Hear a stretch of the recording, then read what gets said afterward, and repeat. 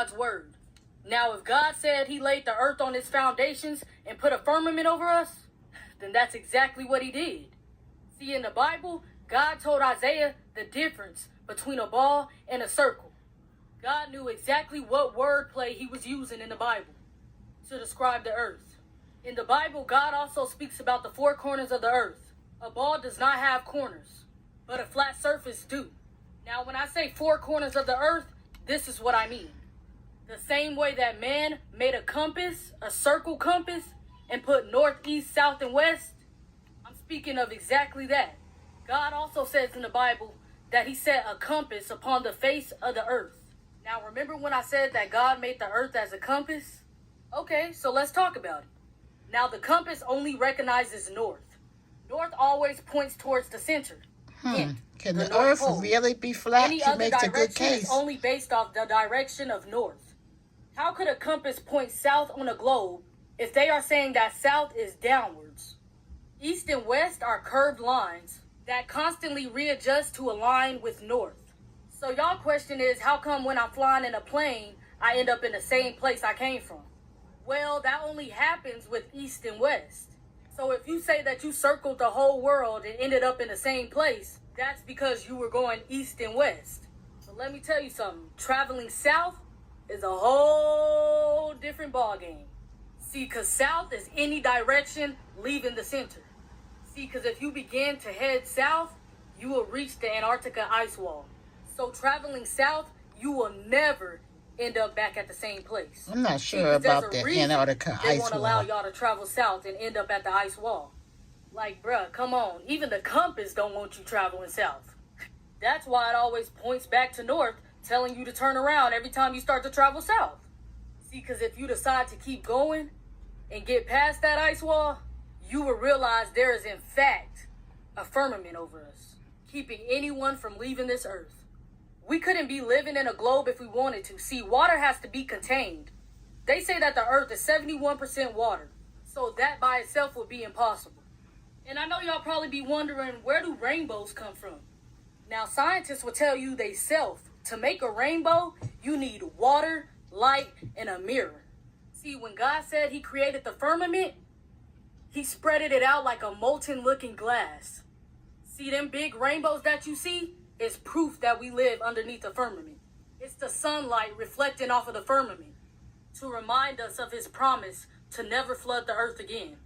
See, God said he set the earth on its foundations so that it should never be moved. But scientists are saying that we are spinning and moving 1,040 miles per hour. And in 1927, we had no idea what the earth looked like, but created this picture. Now, all of a sudden, in 1997, they go see the earth and it looked exactly like that picture? No. Now, do y'all know who this man is? She makes some points now. Probably not. But this is Richard E. Byrd. He was one of the first to discover Antarctica in 1928. See, he found evidence of the flat earth with the firmament over us. Even in his diaries and writings, he said it. See, he traveled all the way to the four corners of the earth.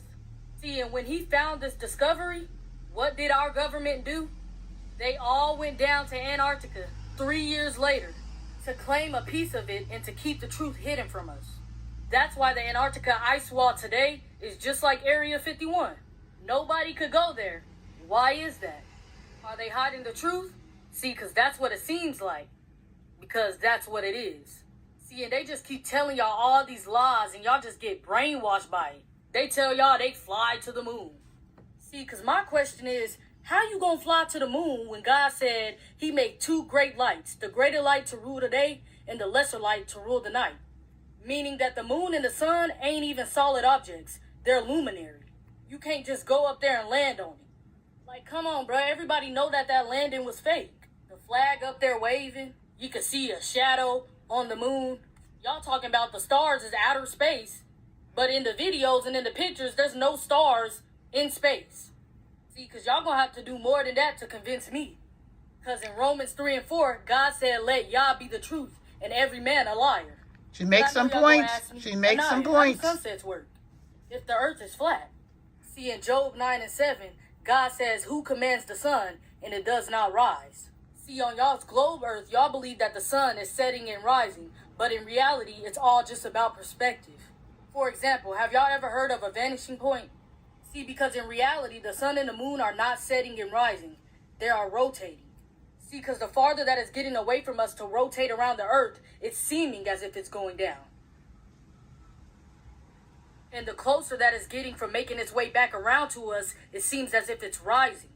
It's all due to perspective from where we're at.